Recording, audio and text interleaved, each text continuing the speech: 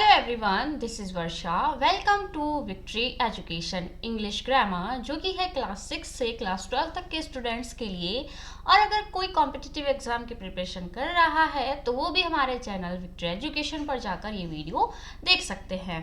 Clear. अब अभी जो हमारा टॉपिक है चल रहा है that is modal verb. Modal verb में हम 4 to 5 वीडियो अभी तक देख चुके हैं। आज हम करने वाले हैं एक नया modal verb that is can. इससे पहले हम कर चुके हैं will, shall, would, should and use to ought to, had better. ये सारे मॉडल वर्ब हम देख चुके हैं। कुछ बचे हुए हैं वो आज देख लेते हैं जितना भी पॉसिबल होता है। तो आज हम स्टार्ट करने वाले हैं अपना model verb that is can. अब देखो, कैन से ही पता चलता है, कैन से ही पता चल रहा है आपको कि कैन क्या बताता है, एबिलिटी या कैपेसिटी। देखो, कैन जो है वो कहाँ कहाँ पर यूज होता है। It is use to show capacity, ability, possibility, habit, nature, permission, order और पावर ऑफ द प्रेजेंट। देखो, प्रेजेंट टेंस में ही यूज होता है। कैन का पास्ट होता है कुड, तो कुड का हम देखते हैं या देखेंगे। प्रेजेंट, पास्ट एंड फ्यूचर तीनों ही सेंटेंसेस में कुड का यूज होता है। कुड, वुड, शुड, माइट ये सब सेम होते हैं। बाकी अगर जो हम बात करें कैन में, शैल, ये सब प्रेजेंट में यूज होते हैं। क्लियर। तो देखो कैन कहाँ पर यूज होता है, अगर सेंटेंस में कैपेसिटी दिखाई है, एबिलिटी दिखाई है किसी की, possibility, habit, nature, order, permission and power of the present. अब किस तरह से सेंटेंस में यूज होता है वन वन करके हम देखते हैं। फर्स्ट एग्जाम्पल है Rahul can solve this equation. अब देखो, Rahul can solve this equation, इसमें क्या बताया है कि राहुल इस इक्वेशन को सॉल्व कर सकता है। इट मीन्स उसमें एबिलिटी है इस क्वेश्चन को, इक्वेशन को सॉल्व करने की। इसलिए क्या आया है, मॉडल वर्ब कैन, एंड इसके बाद आया है वर्ब का फर्स्ट फॉर्म। तो यहाँ पर दिखाई गई है ability.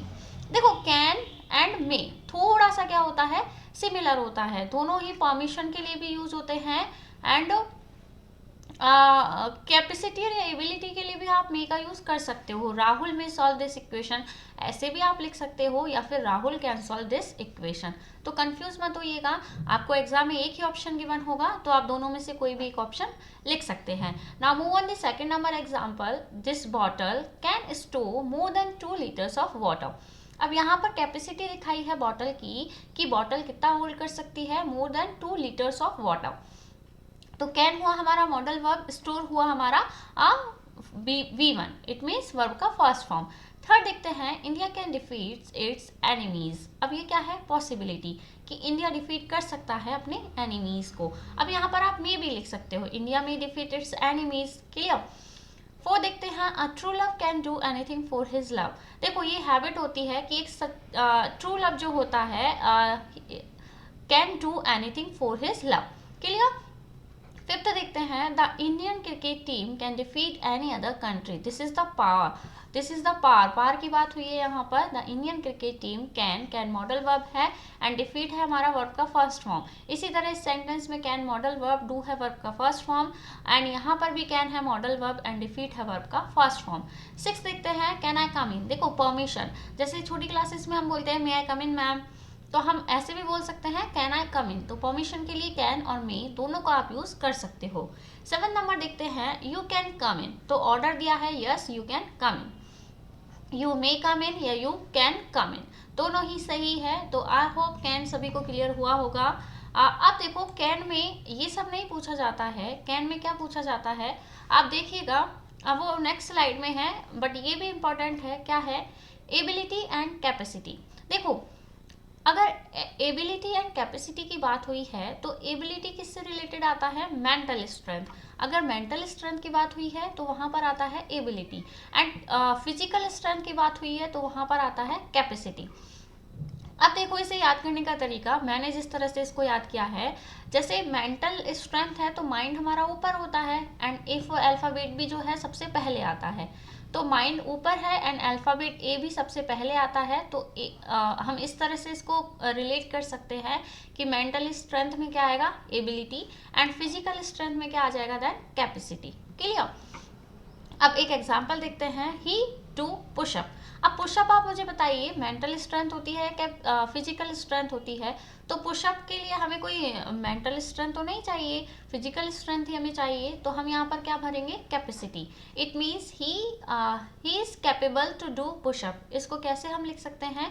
He is capable to do pushup, pushups. इस तरह से हम इसे लिख सकते हैं। अगर यहाँ पर मेंटल स्ट्रेंथ की बात होती तो हम क्या लिखते? He is able to do something, जो भी होता है यहाँ पर। क्लियर? अब ये जो स्लाइड है ये बहुत इंपॉर्टेंट है। क्लियर? कुड को हम देख लेते हैं, क्या है could? Just a minute. Okay, could को हम देखते हैं। कुड जो है वो कैन का पास्ट होता है, सभी को पता है। एंड कुड जो है वुड, जो हमने पढ़ा था वुड, शुड, इन्हीं का क्या होता है? सिमिलर होता है। तो it is use to show, जैसे कैन में बताया था, ability, possibility, habit, polite request और पार इन द पास्ट, जो कि कैसी होगी? इनफॉर्मल। देखो कुड और वुड में थोड़ा सा डिफरेंस देखना। कुड में जो पोलाइट रिक्वेस्ट होती है वो इनफॉर्मल सी होती है। क्या मैं आपका पेन ले सकता हूँ? जैसे हम अपने सिस्टर या ब्रदर से अगर पूछे तो वहाँ पर हम कुड यूज़ कर सकते हैं। लेकिन अगर स्कूल में किसी स्टूडेंट या मैम से अगर हमें कुछ लेना हो, कुछ परमिशन लेनी हो, कुछ रिक्वेस्ट करनी हो, तो वहाँ पर हम क्या यूज़ करेंगे? फॉर्मल। ऑफिस में हमें कुछ बोलना हो तो वहाँ पर हम यूज़ करेंगे वुड का, क्योंकि वहाँ पर हम फॉर्मल पोलाइट रिक्वेस्ट करते हैं। यहाँ पर हम इनफॉर्मल से करते हैं, इसलिए क्या यूज़ कर सकते हैं? हम कुड यूज़ कर सकते हैं। बाकी तो सब सेम है, एबिलिटी, पॉसिबिलिटी, हैबिट, ये सब। क्लियर? कुड के कुछ एग्जाम्पल देखते हैं। देखो कुड के एग्जाम्पल, और जैसा कि शुड और वुड, पास्ट, प्रेजेंट और फ्यूचर तीनों में यूज होता था, इसी तरह कुड भी प्रेजेंट, पास्ट एंड फ्यूचर तीनों में ही क्या होगा? यूज होगा। फर्स्ट देखते हैं, the doctor thought I could not live. The doctor thought I could not live. तो देखो यहाँ पर क्या है? एबिलिटी, कि मैं नहीं जी सकता, तो वो उसकी एबिलिटी हुई। एंड सेंटेंस किस में चला गया? हमारा प्रेजेंट में। क्लियर?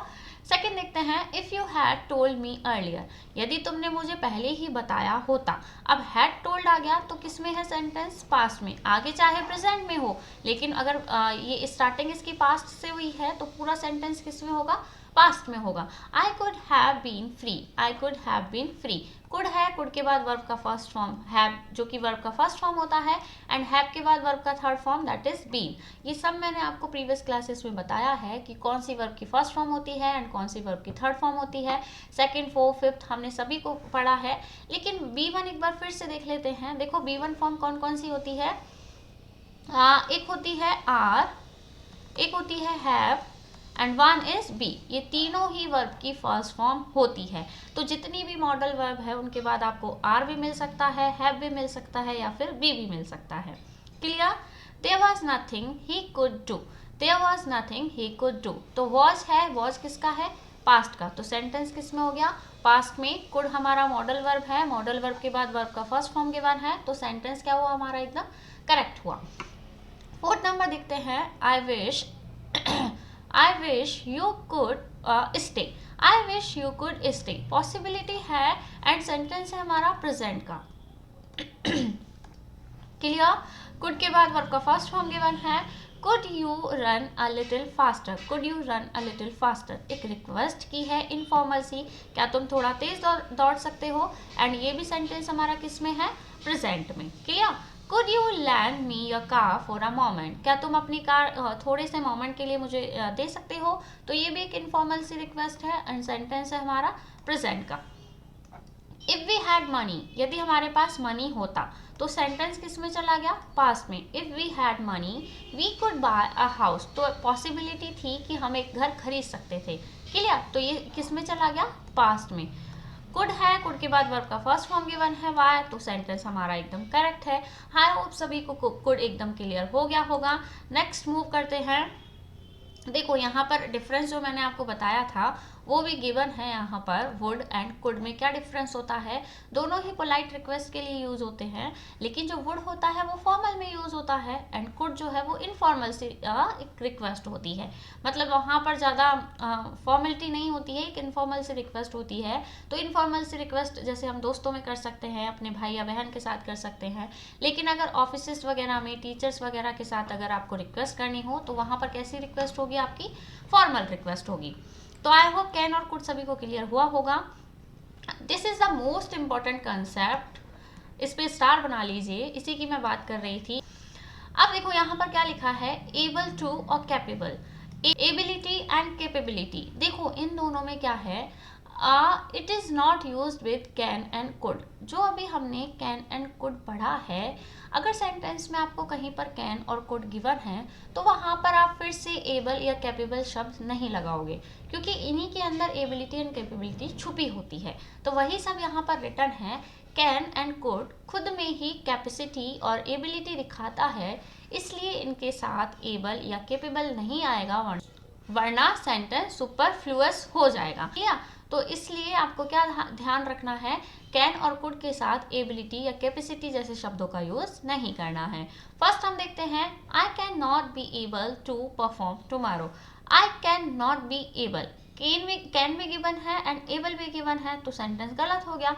तो इसे हम कैसे लिख सकते हैं, I can't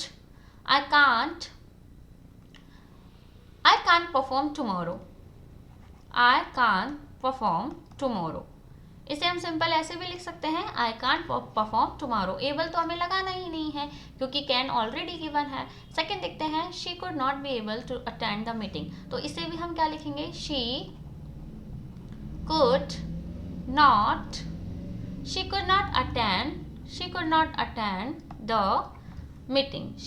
attend the meeting. तो आई होप सभी को समझ आया होगा जो मैंने बताने की कोशिश की है कि कैन और कुड के साथ कभी भी कैपेसिटी या एबिलिटी जैसे शब्दों का यूज नहीं होगा सेंटेंस में। क्लियर हुआ सभी को? नेक्स्ट है मे। तो देखो मे को हम पढ़ेंगे नेक्स्ट वीडियो में।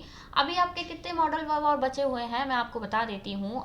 One is may, might, must have, ये हम एक वीडियो में कर लेंगे। देन उसके बाद आपका बचेगा नीड एंड डेयर। तो नीड और डेयर थोड़ा सा लेंदी होता है, उसको हम नेक्स्ट वीडियो में लेंगे। तो आई होप आज का वीडियो आपको पसंद आया होगा। जो कैन एंड कुड का जितना भी कंसेप्ट है मैंने आपको बताया है, सभी को क्लियर हुआ होगा। अगर किसी भी तरह का कोई डाउट हो तो कमेंट सेक्शन में कमेंट करके जरूर बताइएगा, और वीडियो को लाइक एंड चैनल को सब्सक्राइब करना ना भूले। Till then, thank you, bye bye.